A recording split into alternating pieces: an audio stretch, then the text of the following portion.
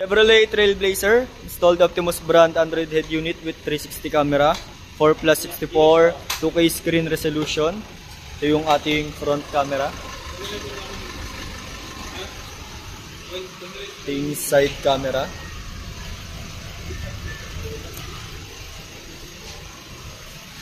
Ito yung ating rear camera.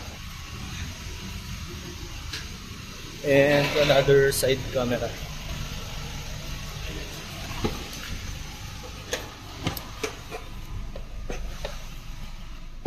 Chevrolet Trailblazer, 9 inches Android head unit.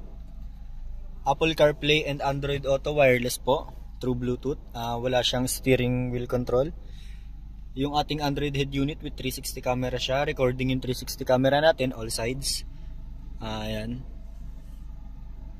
Ito yung example ng mga recent recording natin. Ayan. All sides recording siya. Tapos yung ating 360 camera, meron siyang auto trigger na tinatawag within 20 kph below. Pag nag left signal light ka or right signal light, automatic magte-trigger siya. Halimbawa left signal light. Yan. Meron siya. Right signal light. Pag nag-hazard ka, dalawang side yung makikita.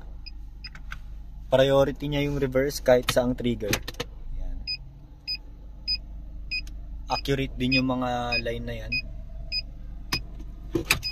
Then yung ating Android head unit, meron siyang online and offline voice command under ni Google Assistant at ni voice command na application. Yung ating offline voice command, meron siyang mga preset voice commands nandyan. Halimbawa, screen off, screen on, volume up, volume down, open the radio, go back. Ayan yung mga halimbawang command ng ating offline voice command. I-off lang natin siya pag di natin siya gagamitin. Pwede rin subukan din natin si Google Assistant, which is yung kanyang online voice command. Halimbawa,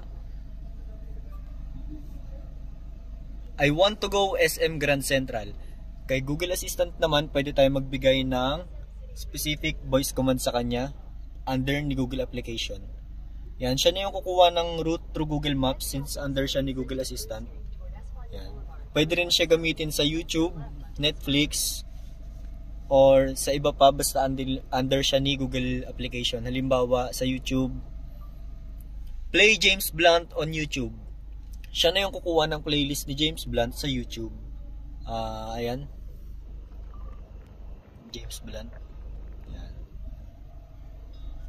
Tapos yung ating head unit, meron siyang mga application tulad ni YouTube, Google Assistant, may Waze, Spotify, Netflix. Meron din siyang Play Store, pwede ka mag-download pa ng mga ibang application. Meron din siyang built-in DSP at meron din Google Maps. Ayan. Optimus brand Android head unit, 4+64, 9 inches, 2K screen resolution. Thank you.